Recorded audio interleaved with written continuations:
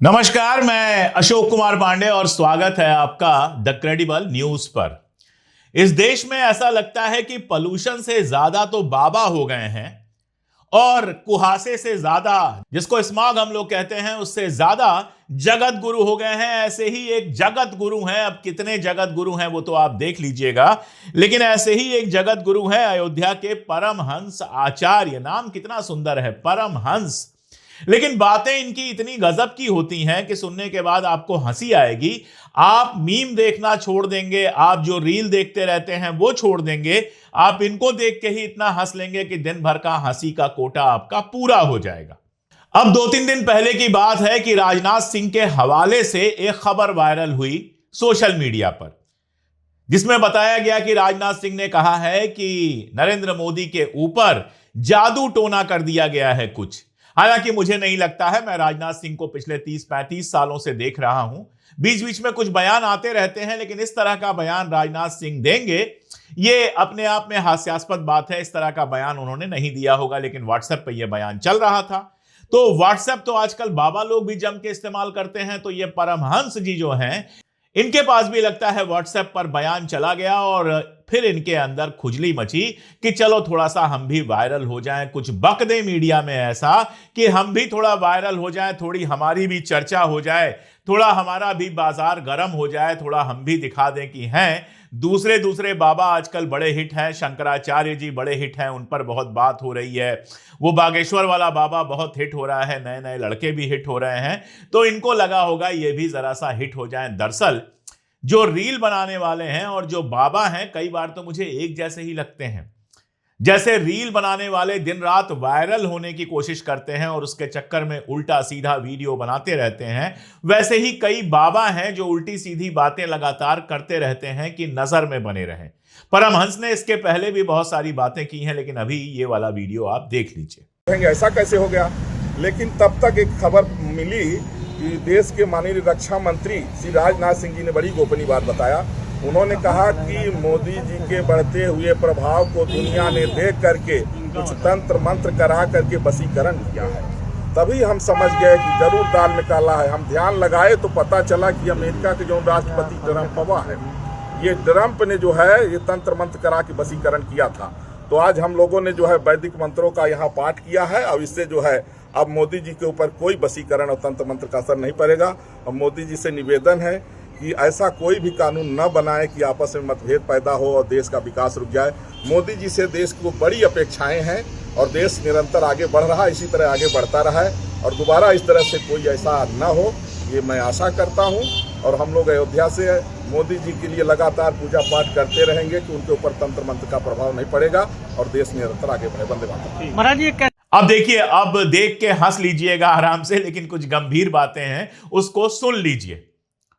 ये भाई साहब कह रहे हैं कि ट्रंपवा ने नरेंद्र मोदी के ऊपर जंत्र मंत्र कर दिया है, उसको अपने वश में कर लिया है। ये क्या कहना चाह रहे हैं कि हमारे प्रधानमंत्री ऑपरेशन सिंदूर से लेकर अभी तक या उसके पहले तक जो कुछ कर रहे हैं वो किसी और के वश में कर रहे हैं। अगर वो किसी और के वश में होकर कर रहे हैं तो जाहिर है ट्रंप भारत का भला तो नहीं चाहेगा। यानी क्या कहना चाह रहे हैं कि नरेंद्र मोदी अभी तक भारत का बुरा कर रहे थे। तब सुधीर चौधरी से लेकर पूरा का पूरा जो आईटी सेल है, पूरा का पूरा जो गोदी मीडिया है, वो नरेंद्र मोदी के हर किए को जो सही ठहरा रहा था वो गलत ठहरा रहा था। परमहंस के हिसाब से नरेंद्र मोदी के ऊपर ट्रंप ने जादू टोना कर दिया। अमेरिका में भी चलता है जादू टोना, वूडू कहते हैं उसको। तो जब मिलने गए थे तो क्या जादू टोना कर दिया था? और उसके बाद से नरेंद्र मोदी जो कुछ कर रहे हैं वो टोने के असर में कर रहे हैं, जादू के असर में कर रहे हैं। जितने भाषण दे रहे हैं, जितनी यात्राएं कर रहे हैं, जितना कुछ कर रहे हैं, वो ट्रंप के चाहने के हिसाब से कर रहे हैं। कमाल है। इस देश में कभी ज्ञान और विज्ञान की बात होती थी, इस देश में कभी तर्क और लॉजिक की बात होती थी, और अब इस देश में एक बाबा खड़ा होकर कहता है कि मोदी जी के ऊपर जादू टोना हो गया था, वो हम उतार देंगे, वशीकरण मंत्र उनके ऊपर फेंका गया था, वो हम उतार देंगे। और मुझे उसके कहने पर शर्म नहीं आई। मुझे शर्म आई मीडिया के जो इतने सारे कैमरे और माइक उसके सामने लगे हुए थे।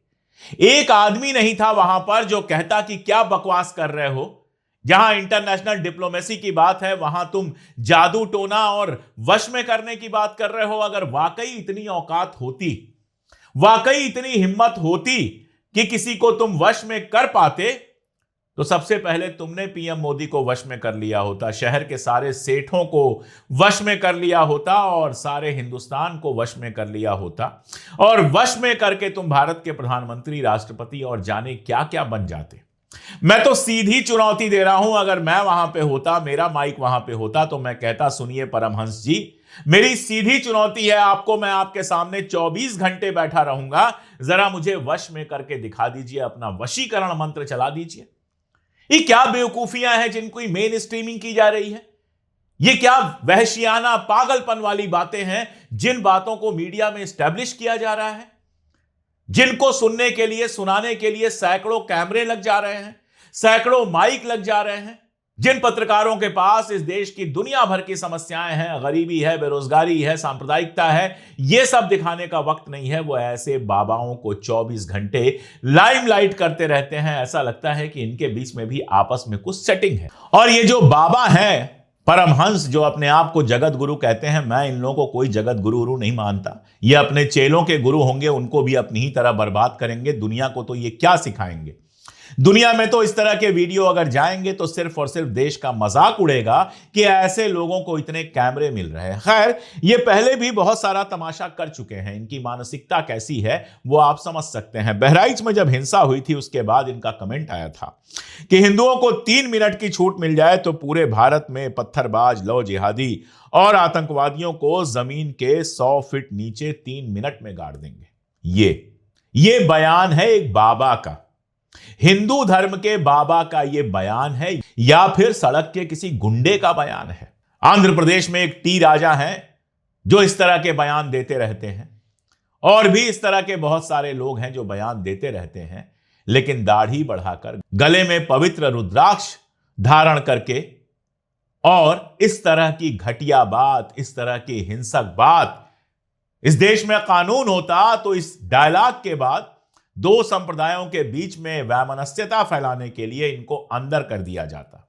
वैसे कल की एक घटना मुझे याद आ गई। एक साहब का वीडियो वायरल हो रहा था।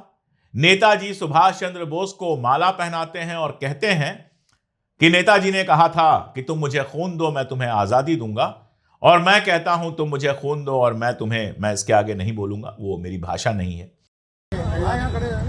और ऊपर से सचिन, इन्होंने कहा था कि तुम मुझे खून दो, मैं तुम्हें आजादी दूंगा। मैं कहता हूं कि तुम मुझे खून दो, मैं तुम्हें मुल्लों से आजादी दूंगा।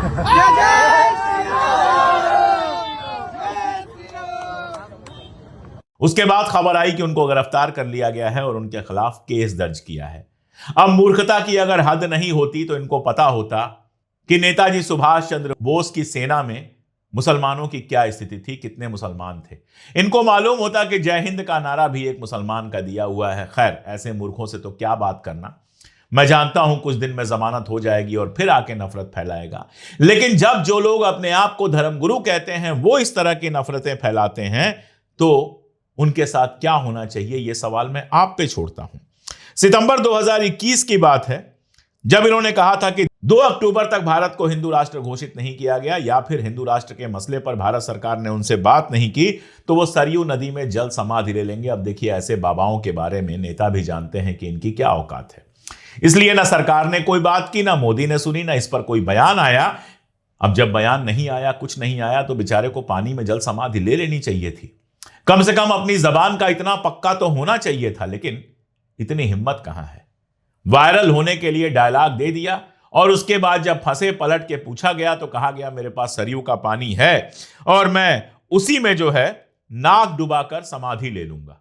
वाह वाह वाह वाह। हमारे यहां कौवा स्नान कहा जाता है। जिस तरह से कौवा स्नान करता है, ठंड में लोग जब नहा नहीं पाते हैं तो वैसे ही अपने ऊपर पवित्रम पवित्रम कह के पानी छिड़क लेते हैं, तो वैसे ही ये समाधि ले लेंगे। मतलब कुछ भी बोल दो और जब फंस जाओ तो उसको गोल गोल घुमा दो। 2024 में मुस्लिम लड़कियों पर एक विवादित बयान देते हुए इन्होंने कहा था कि अगर कोई मुस्लिम लड़की किसी हिंदू लड़के से शादी करती है तो उसे जन्नत मिलती है। सोचिए, ये इनकी मानसिकता है। हिंदुस्तान में भी कोई एप्स्टीन होता अगर, तो उसकी फाइल में ऐसे बाबाओं का भी नाम जरूर होता। 2023 में सपा नेता स्वामी प्रसाद मौर्य को लेकर कहा था कि इसकी हत्या करने वाले को 25 करोड़ रुपए इनाम देंगे। अगर इस देश में कानून होता तो इस आदमी को उठाता और कहता, बता 25 करोड़ रुपए तेरे पास कहां से आए? तू तो साधु है, तेरे पास 25 करोड़ रुपए कहां से आए? कहां से देगा 25 करोड़ रुपए? और किसी को मारने की धमकी देना या किसी को मारने के लिए उकसाना भी कानून के हिसाब से अपराध है, उसमें इसको जेल में डाल दिया गया होता। और कितने बड़े भविष्यवक्ता हैं यह भी देख लीजिए। 2024 के लोकसभा चुनाव से पहले इन्होंने कहा था कि भारतीय जनता पार्टी 500 सीट जीतेगी। कितनी जीती बताने की जरूरत नहीं है। मतलब क्या है, ना ये बाबा हैं, ना ये भविष्यवक्ता हैं, और ना ही ये अच्छे मनुष्य हैं। ये सिर्फ घटिया लोग हैं। और मैं पूरी जिम्मेदारी के साथ कह रहा हूं, जिनको ना तो कुछ भविष्य के बारे में पता है। अगर इनको भविष्य के बारे में पता होता तो ये सरकार को बता देते कि पहलगाम में हमारे लोगों के ऊपर हमला होने वाला है। सरकार चौकस हो जाती और वो हमला रुक जाता। इनको कोई भविष्य नहीं पता है। ये सिर्फ वहां बैठे हैं, बदकुच्चन करनी है, बयान देना है, वायरल होना है और लोगों को बेवकूफ बनाना है। मुझे उन कैमरे वालों और उन मीडिया वालों से कहना है कि भैया, ऐसे लोगों को लाइमलाइट देना बंद करो। और जनता से कहना है कि जिसकी ना कोई भविष्यवाणी पूरी हुई, जो ना जल समाधि लेने का अपना वादा निभा पाया, ऐसे आदमी पे तुम क्यों भरोसा करते हो? क्या कहा जाए, समय ही ऐसा है कि जिन लोगों को सबसे किनारे होना चाहिए वही मंच पर आकर सबसे बड़ा बड़ा भाषण दे रहे हैं, वही मीडिया में वायरल हो रहे हैं। आज के लिए इतना ही, बहुत शुक्रिया।